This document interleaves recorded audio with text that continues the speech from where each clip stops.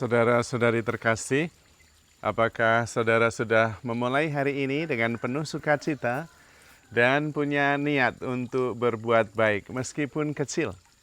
Semoga Tuhan memberkati niat baik saudara. Mari kita hidup sepenuhnya, karena hidup itu menakjubkan. Hari ini saya ingin mengajak kita semua merenungkan tentang alam semesta, ciptaan lain yang sebetulnya sangat berkaitan dengan kehidupan kita. Kita tidak terpisah dengan ciptaan yang lain. Dan saya ingin mengajak kita merenungkan pertama-tama tentang nyamuk. Yang kedua tentang ikan. Dulu saya berpikir nyamuk itu nggak ada gunanya. Kenapa Tuhan menciptakan nyamuk? Bahkan kebanyakan nyamuk justru menyebabkan penyakit. Ada yang membawa malaria, ada yang membawa demam berdarah, cikungunya, macam-macam. Lalu untuk apa nyamuk ini diciptakan? Sepertinya nggak ada gunanya. Tetapi ternyata kemudian saya belajar tentang nyamuk. Belajar mandiri, otodidak.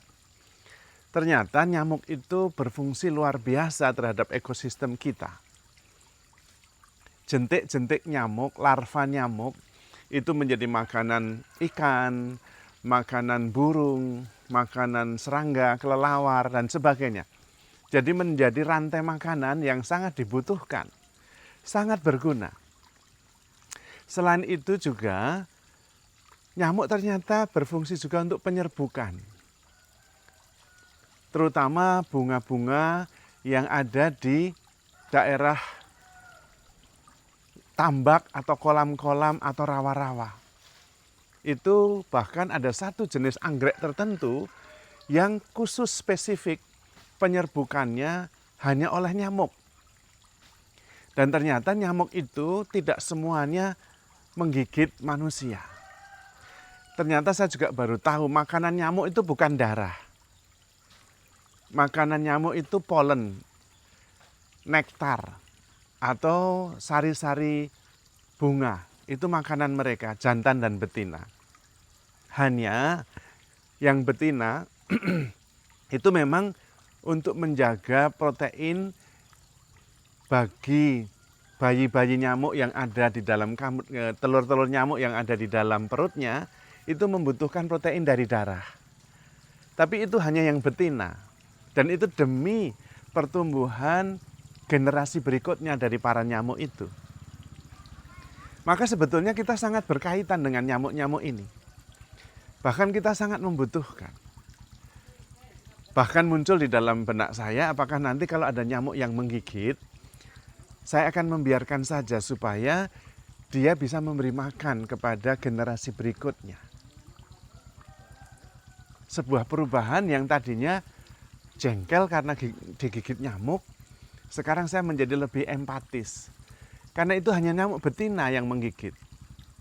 Dan itu dibutuhkan untuk kelangsungan generasi nyamuk-nyamuk berikutnya. Jadi Tuhan itu bijaksana sekali. Kalau sampai nyamuk binasa tidak ada, kemungkinan besar kita juga binasa. Karena penyerbukan bunga-bunga itu menjadi terhambat. Dan rantai makanan terputus. Dan kalau toh dia menggigit, itu ya demi kelangsungan. Dia adalah seorang ibu yang secara instingtif mau melindungi dan membesarkan anak-anaknya. Dan tidak semua nyamuk itu membawa malaria. Tidak semua nyamuk itu membawa demam berdarah. Kita sebenarnya tidak terpisah dengan nyamuk-nyamuk itu, saling membutuhkan. Karena itu kita mempunyai sikap yang berbeda.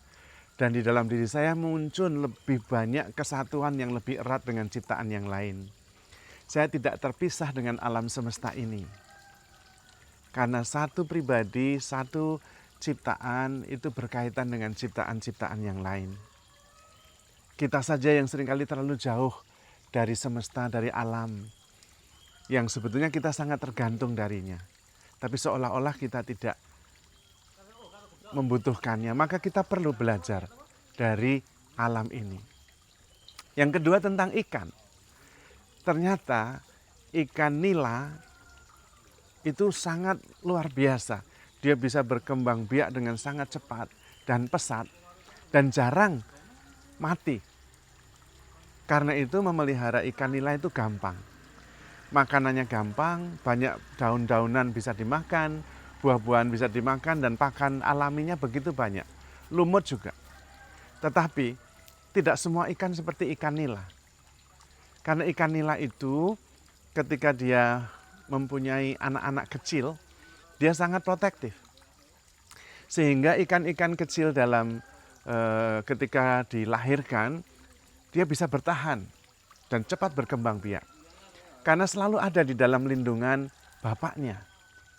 Jadi bapak ikan nila itu biasanya menyedot anak-anaknya, disimpan di mulutnya. Lalu dilepaskan ketika aman. Nanti kalau ada bahaya, dia kemudian akan datang dan menyedot lagi anak-anaknya. Sehingga anak-anak ikan nila itu cepat berkembang. Tidak seperti gurame. Kalau habis bertelur di sarangnya ditinggal pergi. Wah, itu dimakan termasuk oleh ikan nila ini. Maka gurame sulit berkembang pesat seperti ikan nila. Tentu kita bisa belajar dari situ.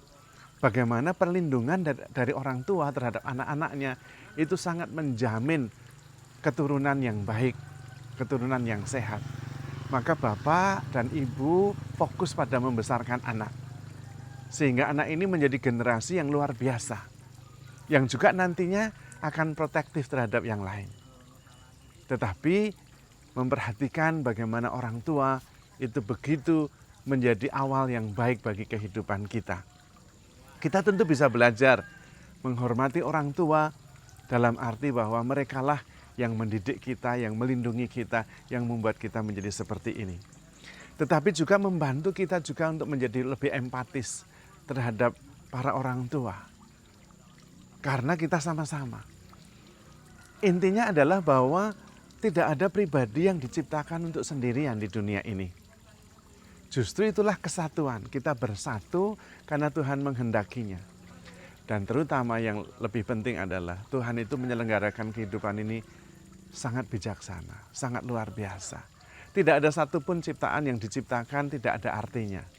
Yang tadinya saya pikir nyamuk itu nggak ada maksud apa-apa, Tuhan menciptakan hanya sia-sia saja, ternyata banyak fungsinya. Maka kita tidak boleh hanya mengandalkan pikiran kita sendiri. Karena pikiran kita tidak mumpuni untuk memahami kebijaksanaan ilahi. Bahkan kadang-kadang kita melihat nyamuk langsung dibunuh tanpa mengetahui fungsinya. Hanya menjadi ancaman bagi kita.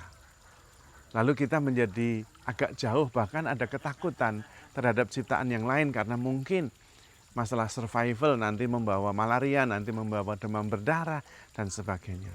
Padahal itu tidak benar. Dalam hal lain adalah mari kita menjadi makin bijaksana, makin luas, makin mampu menyadari kesatuan kita dengan ciptaan yang lain. Karena memang Tuhan menciptakan kita untuk bersatu. Dan bukan hanya bersatu di antara sesama kita, tetapi juga dengan ciptaan lain, supaya kita merasakan kesatuan dengan Tuhan sendiri. Kalau kita bersatu dengan yang lain atau yang lain dengan kita adalah satu, maka tidak ada ketakutan, tidak ada ancaman, tidak ada persaingan, karena kita satu. Maka saudara-saudari terkasih, mari kita terus-menerus menjalani dan mengalami hidup ini, membuka diri makin luas, karena kehidupan itu menakjubkan. Terutama karena kita begitu dicintai oleh Tuhan. Maka saudara-saudari terkasih, handle yourself with care, because you are loved. Tuhan memberkati.